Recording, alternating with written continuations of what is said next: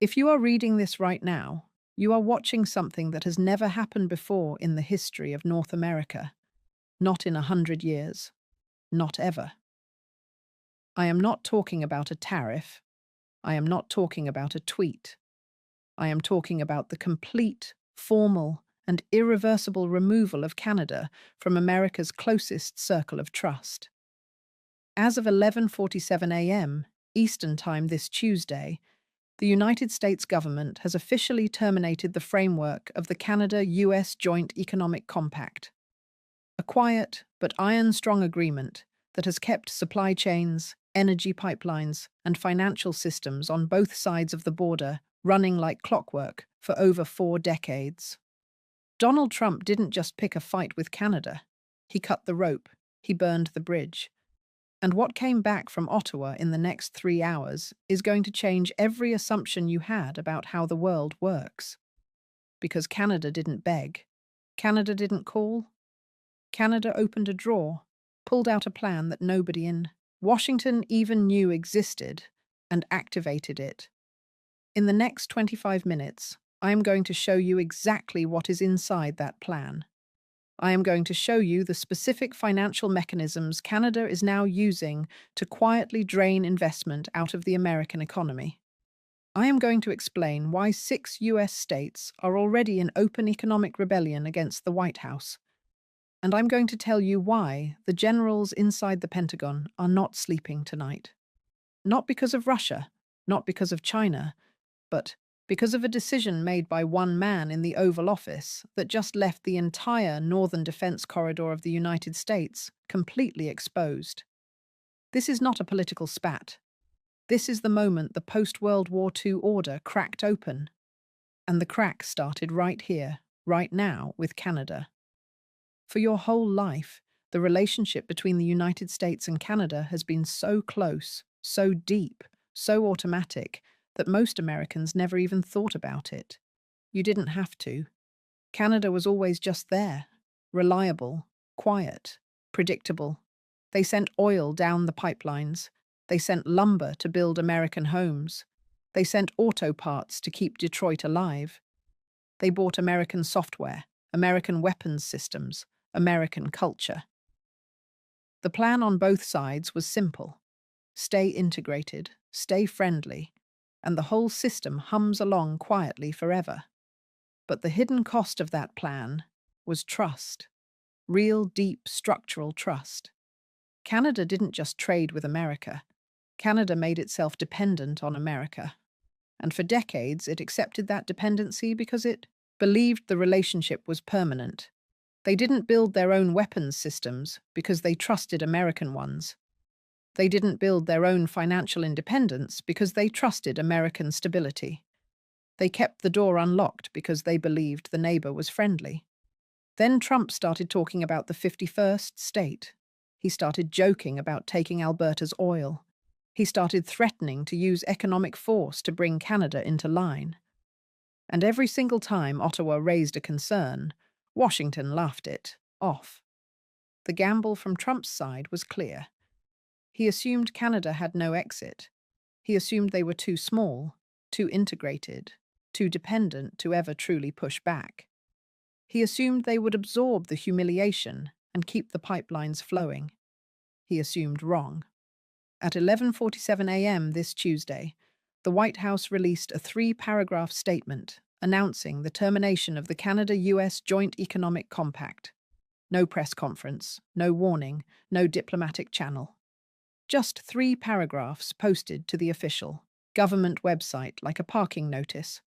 Within 4 minutes, the Canadian dollar dropped 1.3%. Within 11 minutes, the Toronto Stock Exchange halted trading on 6 financial sector stocks.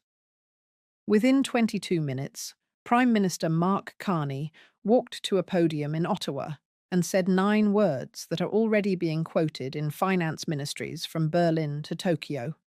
He said, "Canada does not negotiate under pressure. Canada prepares." And then he unveiled it. Operation Northern Anchor, a 94-page emergency economic sovereignty plan that Canada has apparently been building in secret for 8 months. 8 months. While Trump was tweeting about the 51st state, Canada's finance ministry, the Bank of Canada, and three of its largest pension funds were quietly designing a system to function without American financial infrastructure. The document allocates 31 billion Canadian dollars across 5 areas: independent energy export corridors to Europe and Asia, a domestic bond market that bypasses American clearinghouses, a new Arctic logistics network, a sovereign digital payment rail that doesn't touch the US Federal Reserve System, and a fast-tracked immigration program specifically targeting American tech and medical workers who want to leave. Pause. Read that last one again. Canada is not just defending itself. Canada is now actively recruiting your engineers, your doctors, your scientists. They are not building a wall. They are building a magnet. While the White House was still processing the morning's press statement, Canada's trade minister was already on a plane to Brussels. While Trump's team was drafting a response, the premiers of British Columbia and Ontario had already convened an emergency economic council. And while the Oval Office was figuring out how to spin this as a win, 3 of Canada's largest pension funds, which together hold over $2.1 trillion in assets, quietly began shifting their US Treasury exposure from 34% to a target floor of 19%. That is not a symbolic gesture. That is a tectonic shift in the bond market. Here is what the mainstream conversation is completely missing. The real weapon in Canada's hands is not oil, not lumber, not trade volume. It is money. Specifically, it is the money that Canada has already placed inside the American financial system over decades of deep integration. TD Bank alone operates over 100 branches across the eastern United States. Royal Bank of Canada manages pension and institutional assets for American municipalities, school districts, and state governments from Maine to Florida. Canadian pension funds own stakes in American airports, toll roads, data centers, and hospitals. According to 3 separate sources familiar with the situation inside Bay Street, Canada's major financial institutions were given informal guidance last Friday to begin a structured liquidity review of all US-facing portfolios. That is a polite way of saying, figure out how much we can pull back and how fast without triggering a legal dispute. A senior economist who advises one of the big 5 Canadian banks put it this way in a private briefing that we have now confirmed. The Americans think this is a trade dispute. They are looking at the wrong battlefield. The battlefield is capital allocation, and we are already winning it. Think about what that means in practical terms. If you are a city government in Ohio, and your bond offering next quarter is underwritten with Canadian institutional capital, and that capital is being redirected to Rotterdam or Melbourne instead, your borrowing costs go up. Your roads don't get paved. Your school expansion gets delayed. The pain does not announce itself. It just quietly accumulates. And by the time the average American voter feels it, the cause will be so buried under financial jargon that nobody will be able to explain why the bill went up. This is what happens when a president who thinks in slogans picks a fight with a central banker who thinks in systems. Now we have to talk about the North, far north. Because while the financial war is invisible and the trade war is loud, there is a third war starting that has not made a single headline yet. It is happening in the Arctic. Trump has been obsessed with Arctic dominance for years. His pursuit of Greenland was never really about Greenland. It was about controlling the polar trade routes that are opening up as the ice melts. New shipping lanes, new resource access, a potential shortcut between the Atlantic and Pacific that could reshape global commerce entirely. Canada controls the Northwest Passage. Canada has always controlled it. And until this week, that was a manageable tension because the 2 countries were fundamentally allies. Not anymore. Operation Northern Anchor includes a Section 7, that authorizes the immediate deployment of Canada's new ice-capable patrol vessels to establish what the document calls continuous sovereign presence along all disputed Arctic waterways. Translation: Canada is physically occupying the waters that America thought it had free access to. If a US commercial vessel or military asset tries to transit the Northwest Passage without Canadian authorization, this week they will be met by a Canadian flag and a very polite but completely firm refusal. The US Navy has used these waters freely for decades. That era ended this Tuesday. And here is where it becomes genuinely alarming. Russia is watching this in real time. Russian Arctic strategy has always been constrained by the simple fact that America and Canada operated the Northern Defense Corridor together through NORAD. Two allies, one radar system, total northern coverage. If that alliance fractures, if Canada begins pulling back, intelligence sharing or restricting joint operational access, the entire northern flank of North America develops a gap.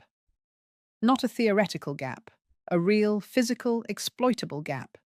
The kind that Russian military planners have been trying to create for 30 years and never could, because the US and Canada were too united. Trump just handed them the gap for free, in exchange for not having to apologize. We have confirmed through two separate defense sources that senior US military officials have been making back channel calls to Ottawa since noon today. Not political calls, military toiletry calls. The message, according to one source with direct knowledge, was stark. Whatever is happening in Washington right now, please keep the radar on. But here is the part of this story that is moving the fastest.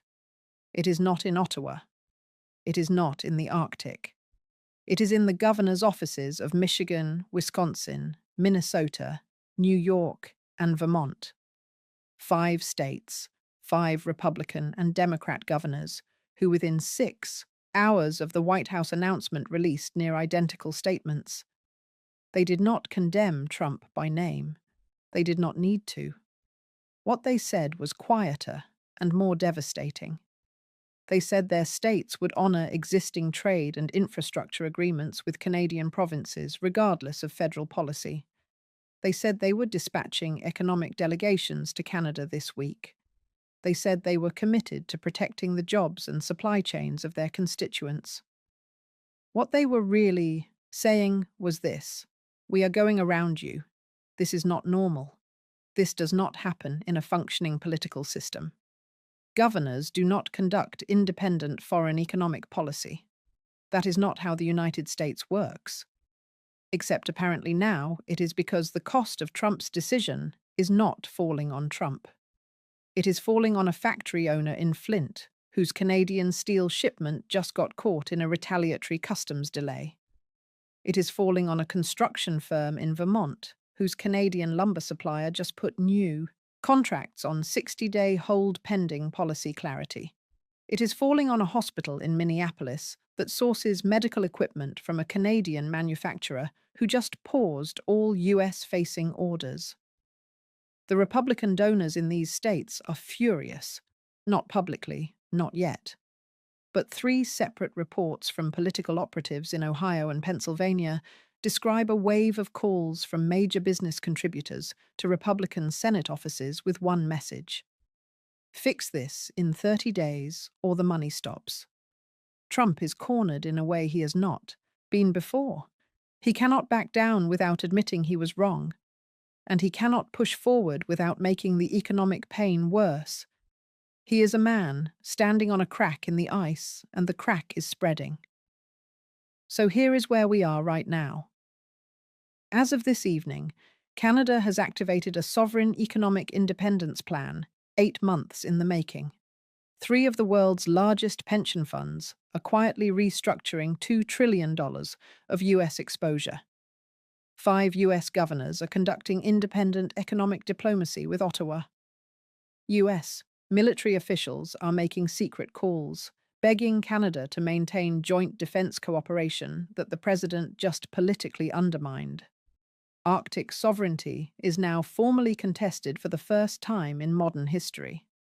And the financial markets in Asia opened an hour ago with the Canadian dollar up and the US dollar index sliding for the third session in a row. Trump promised to make America great again. What he has done instead is make Canada independent for the first time in a generation. He forced a quiet, reliable neighbor to stop trusting him. And once that trust is gone, it does not come back. Even if Trump is gone tomorrow, even if a new president arrives in 2 years with apologies and handshakes, Canada will never unwind Operation Northern Anchor. They will never rebuild the dependency. They have learned the lesson. They are building the armor, and they are keeping it on. The American century was built on alliances, not just military ones, but economic and cultural and human ones. The idea that America was the anchor everyone else tied themselves to, that idea is being re-examined right now in every capital in the world. Europe is watching. Japan is watching. South Korea is watching. They are all running the same quiet calculation. If America did this to Canada, what would it do to us? You can control a news cycle. You cannot control a bond market. You can spin a tariff. You cannot spin a pension fund moving $2 trillion. You can ignore a document. You cannot ignore an empty pipeline. Reality is not a slogan. And right now, reality is sitting in Ottawa wearing a suit. And it is very calmly winning. We are watching this story live every hour across the Arctic, inside the banks, and on the floors of 6 state capitals. This is not the end. This is the first chapter of something that will be written about for a very long time. Stay with us. The border is being redrawn, not with guns, with spreadsheets. And that is the kind of redrawn border that never goes.